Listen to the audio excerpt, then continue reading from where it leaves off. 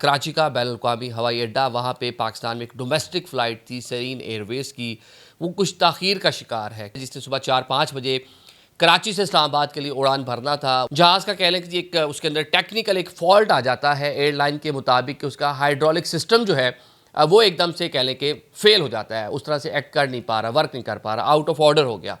Air line عملے نے اس کو ٹھیک کرنے کی کوشش کی، ایک بار ٹھیک کیا، اناؤنسمنٹ ہوئی کہ جلدی سے آ جائیں جی، ہم بورڈنگ شروع کر رہے ہیں، دوبارہ ٹیکنیکل فالٹ آ گیا۔ 3 بار یہ چیز ریپیٹ ہوتی ہے، جو وہاں پہ پیسنجرز ہیں وہ پینک ہو جاتے ہیں کہ یار یہ کیا تم لوگوں نے تماشا لگا رکھا ہے۔ وہ یہ دیکھ بھی رہے ہیں کہ لوگ اس کا فالٹ جو ٹیکنیکل ٹیم ہے وہ دور کرنے کی کوشش کر رہی ہے۔ ایک ہمارا مائنڈ سیٹ ہے، پاکستانی مائنڈ سیٹ، ہمیں ایک دم سے ہائپر ہو گئے، ایئر لائن عملے کو فرمایا جا رہا ہے کہ ہمیں چے مت بناؤ، ہمارے پیسے ریفنڈ کرو، ڈبل ریفنڈ کرو۔ لیکن ایک ٹیکنیکل ایرر ہے، جہاز میں فنی خرابی ہو چکی ہے، تو کیسے اس کو فلائی کریں؟ ابھی حال ہی میں آپ نے نیبرنگ کنٹری انڈیا کے اندر دیکھا 242 لوگ رام رام ستے ہو گئے جناب،